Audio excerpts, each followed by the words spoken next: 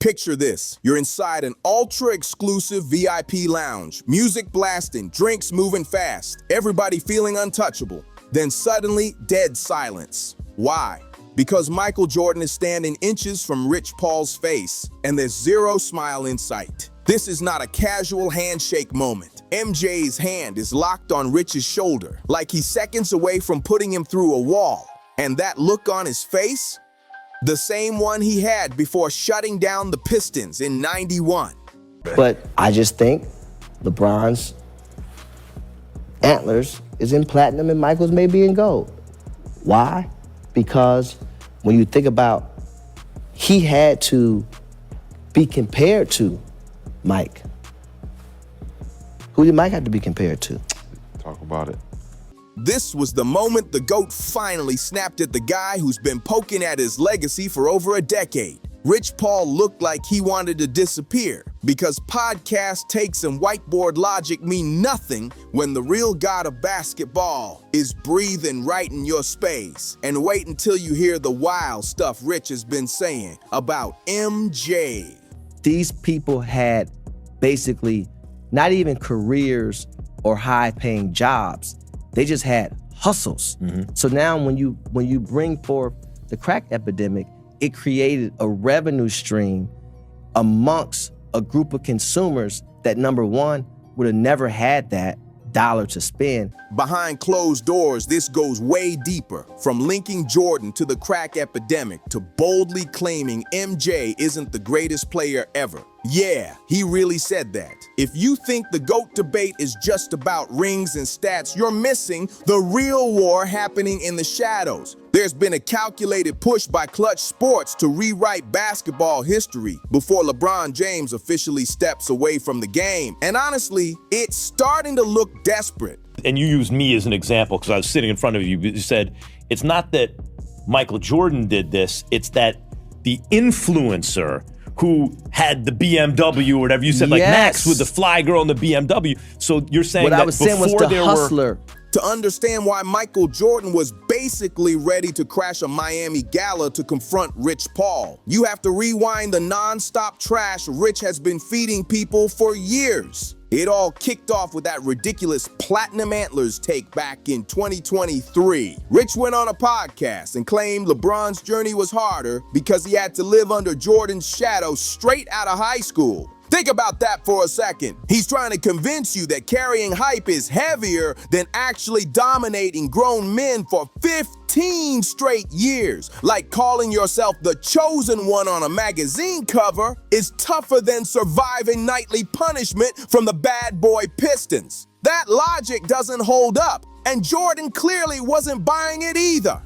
That's a whole nother thing that Mike never had to deal with because his hardest critic was probably Peter Vesey. Yep. Straight up. You see what I'm saying? This is a straight-up corporate move. If you can't touch MJ's 6-0 finals record, you try to make it look easier than it really was. But things turned way darker on January 6th, when Rich Paul went on the Max Kellerman podcast and dropped one of the wildest takes ever. This man pulled out a whiteboard to explain why the Jordan brand blew up, and what he said next was insane.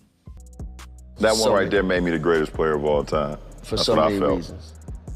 He didn't credit 6 championships. He didn't credit MJ's ruthless mindset or business instincts. No, he credited the crack epidemic. That's not a joke. Rich actually argued that Jordan's legend wasn't built on basketball greatness, but on 80s and 90s street culture obsessed with status and drugs. He literally said, and this is a quote, "People didn't buy Jordans because they wanted to be like Mike. They wanted to be like Max, the guy with the BMW and the girl." That's him straight up calling MJ fans shallow and clueless. He went even further, claiming the most iconic athlete ever was just a lucky guy who showed up at the right time during a social crisis. Then he tried to say Martin Lawrence and Will Smith did more for the shoes than Michael Jordan himself. To me, that was a direct hit on the soul of the Jordan brand. MJ built a $4 billion empire on excellence, dominance, and obsession. I used to get boxes in the mail all the time of the J's before they even hit the stores. I started my media career. As soon as I said that LeBron James was the GOAT, those boxes stopped coming. And now Rich Paul is running around on media tours telling people it was all dope boy marketing and perfect timing. That moment right there, that's when the silent version of Michael Jordan died. You don't trash a man's fans and his life's work just to boost your client's image. And if you know MJ, you know two things he never plays with: his legacy and his fans. Rich attacked both. See, Rich isn't just an agent, he's the architect behind LeBron's brand. And he knows that to lift his guy higher, he has to tear the greatest down. That's why he keeps digging through the 80s for excuses. Now he's even arguing MJ only dominated because there was no social media to distract people. He literally used the word timing like a weapon, basically suggesting that if you drop prime LeBron into 1988, he'd be the one sitting on a $4 billion brand. But that completely ignores one massive truth. MJ had to invent the idea of the global superstar. Before Mike, NBA players were just dudes in short shorts. After him, they became gods. Rich tried to dress this up as cultural synergy, but let's be real. This is an attempt to downplay the work MJ put in to change the world. He even claimed MJ's business dominance only came from understanding royalties, like that somehow cheapens the legacy. No, it actually proves MJ was smarter than everyone else, including the guy Rich represents today. Who, me and Michael? Jordan? Yeah, we're in a good spot. We don't talk. Yeah, LeBron. And here's where it turns straight up manipulative. Rich pushed the idea that MJ had it easy, calling his legacy a scam because he played before the 24/7 news cycle. But he didn't stop there. He even argued social media would have exposed MJ's bad games, which is wild, coming from a guy who actively shapes media narratives to protect his own client. The agenda became obvious when Rich claimed MJ was protected by critics like Peter Vesey, acting like the 90s media was some kind of fan club.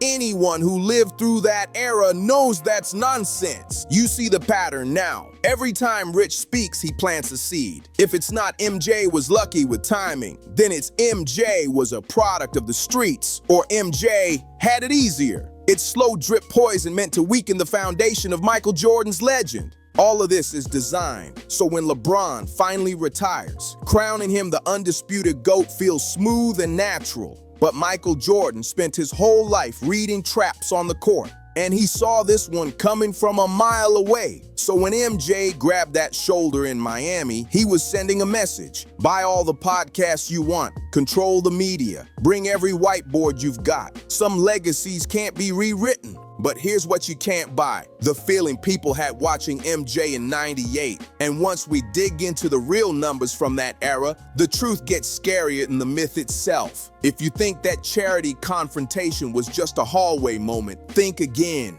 I said, yeah, if I'm starting a team, I'm taking LeBron number one. I'm still taking LeBron number one.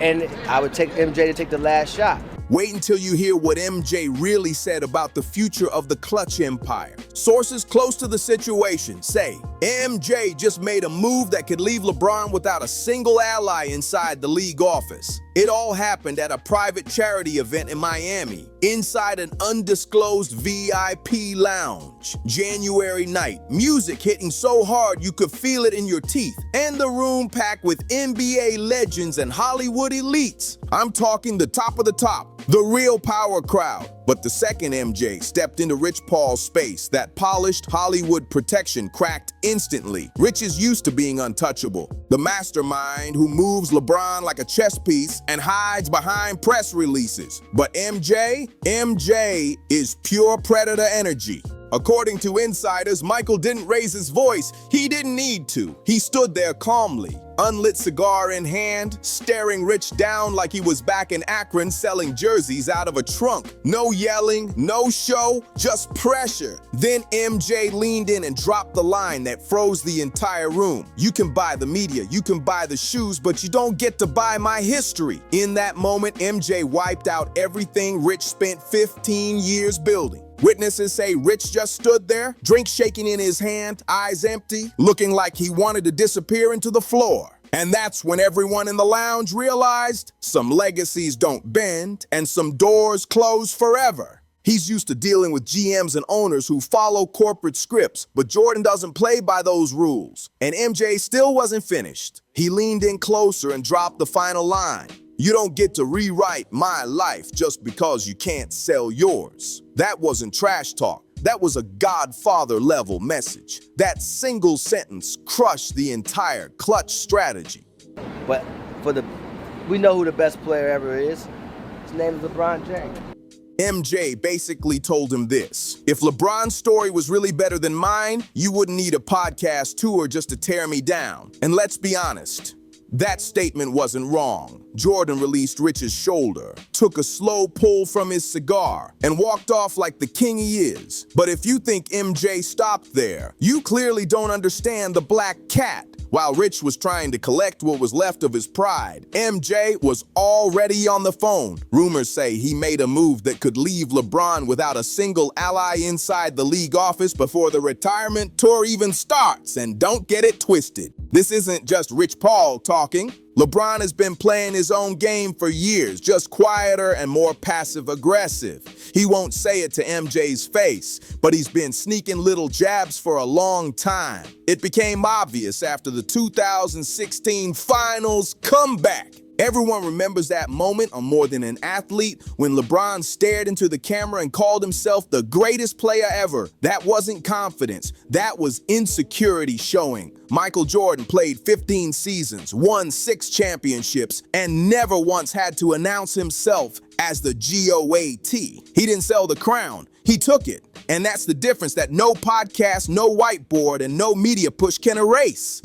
By openly crowning himself, he was basically saying, Jordan is second place. That kind of move screams insecurity, the type you only make when you know the world still isn't fully convinced. And then there's the whole ghost comment. Back in a 2016 Sports Illustrated interview, LeBron said his biggest motivation was a ghost. The one who played in Chicago. On the surface, it sounds respectful, but dig a little deeper and it turns into a slick backhanded move. A ghost isn't a man, it's a myth, a shadow, something that doesn't fully exist. By calling MJ a ghost, LeBron was subtly trying to turn Jordan's legacy into an old legend, a story people repeat because they want to believe it, not because it actually happened. That's classic clutch strategy. Turn the 90s into a fairy tale era so LeBron's 23 seasons feel more grounded in real basketball. And don't worry, that longevity argument is getting cooked very soon with real numbers behind it.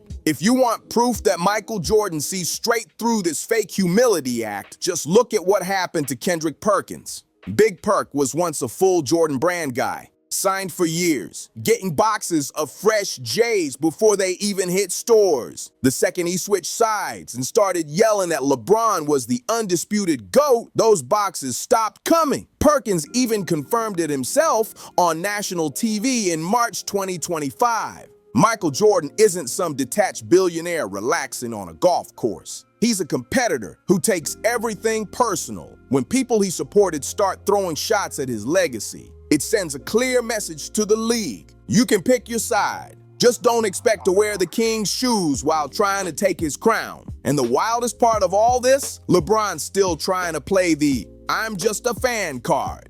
In his March 2025 interview on the Pat McAfee show, LeBron admitted that he and MJ don't even talk. He tried to frame it as pure focus on the craft, saying he hopes they'll talk more after retirement. But let's be honest, MJ only talks to people he truly respects, like Luka Doncic.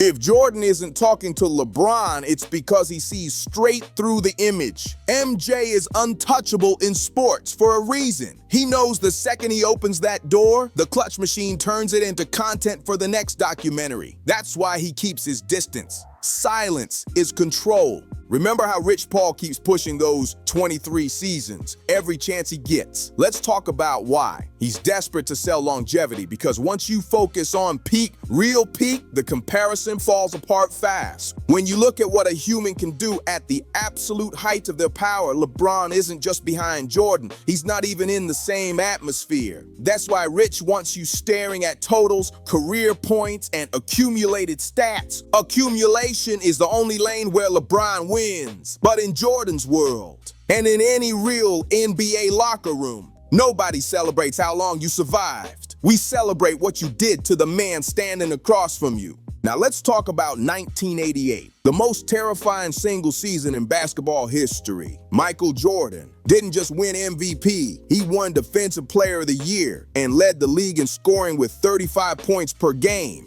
That means he was the best offensive weapon on earth and the most feared defender at the same time. He led the league in steals at over 3 per game and was blocking shots like a center. Now compare that to LeBron's entire 23-season career. 0 Defensive Player of the Year awards, none. He spent over 2 decades chasing that level once and never touched it. The closest he came was 2013, and even then, he finished second to Marc Gasol. 1 season. Jordan did it all in 1 year, and that's the gap no longevity argument can erase. And look, Clutch spent years calling that DPOY result a snub, but the receipts say otherwise. Marc Gasol anchored the top defense in Memphis, and the advanced numbers backed it up. Meanwhile, in just 15 seasons, MJ made all-defensive first team 9 times. LeBron, 5 times in 23 years. That's the difference between a guy who played defense and a guy who lived to crush your spirit on both ends. And don't even start on scoring. MJ won 10 scoring titles in 11 full Bulls seasons. LeBron has 1 in 23 years. Here's where the spin gets nasty. Rich Paul jumps on podcasts claiming MJ's scoring obsession hurt his teammates. Really? Because that problem produced a perfect 6-for-6 finals record. Meanwhile, LeBron's praised playmaking came with 6 finals losses. The most desperate angle Clutch pushed was the illegal defense story. LeBron loves saying the 90s had no zone, hinting MJ had open lanes. That's pure nonsense. They want you believing the era was soft because of the rule book. They ignore the reality. The Jordan rules existed. Defenses were built to punish him every possession. Imagine forearms to the chest and hard contests at the rim every night. There was no talk of spacing or freedom of movement back then. Illegal defense just meant you stayed near your man, but hand checking was fully legal. If you drop prime MJ into today's whistle-happy era, he wouldn't just lead the league. He'd average 50 a night. Rich Paul keeps using the word timing to devalue the 90s, but the truth is simple. That era wasn't easy. It was a war zone, and Jordan didn't survive it. He dominated it. The Riley-era Knicks and the Bad Boy Pistons were the most brutal teams basketball has ever seen. That wasn't finesse. That was survival. But MJ didn't just make it through that war. He conquered it. Now let's kill the weakest Clutch talking point of all, the idea that MJ quit in '93. They frame his retirement as softness, like stamina matters more than dominance. That's because they don't understand the mindset of a real winner. Michael Jordan didn't quit. He finished the game. He reached the summit, looked around, saw nobody left to beat, and walked away on top. He came back, did it again, and left for good in '98 like it was destiny. Meanwhile, LeBron is stat padding into his 40s chasing totals. Jordan didn't need 23 seasons to prove greatness. He did it in 15. And like MJ reminded Rich Paul in that Miami lounge, stay as long as you want, just don't disrespect the greatest to ever touch a basketball. Remember how Rich Paul keeps calling MJ's scoring a weakness? He's still pushing that angle on every podcast he can find, trying to box Jordan into this one-dimensional scorer label. He'll say MJ was just a bucket getter, or just the guy you want taking the last shot. That's a slick way of saying Mike lacked IQ or playmaking compared to LeBron. But that's where the whiteboard talk collapses and the real records step in. Let's go to the 1991 NBA Finals, the real passing of the torch moment, Jordan versus Magic Johnson. The same narrative existed back then. MJ was selfish. So what did selfish Jordan do? He averaged 31.2 points, 11.4 assists, and 6.6 rebounds while shooting nearly 56% from the field. Read that again. He didn't just beat Magic, he out-assisted the greatest playmaker ever in his own finals. But Rich doesn't want to talk about those 11.4 assists. He'd rather keep pushing the same tired lie. That longevity alone makes LeBron the greatest. Playing longer doesn't make you better. It just means you stayed around. Jordan changed the game, and that's the difference no podcast spin can erase. But let's be honest, real NBA fans see exactly what's going on. The 2025 to 2026 media cycle feels less like basketball and more like a full-blown marketing rollout. Rumors are everywhere about clutch voices planted in major outlets, the same talking heads repeating the longevity script on loop. They want you believing totals equal dominance, but you can't buy a legacy. That's why this Miami charity moment changes everything. It ends the quiet era where MJ just smoked his cigar and ignored the noise. So here's the real question. Who do you trust? The man who went 6 for 6, never let a finals hit Game 7, and erased everyone in front of him? Or an agent who needs whiteboards, podcasts, and media tours just to sell an argument? In the 90s, teams had to triple team MJ on the court just to survive. In 2026, Rich Paul has to triple team the media just to keep LeBron in the conversation. If you see it too, hit like. If you want more breakdowns like this, subscribe. And if you know someone still falling for the spin, share this video and let the truth speak for itself.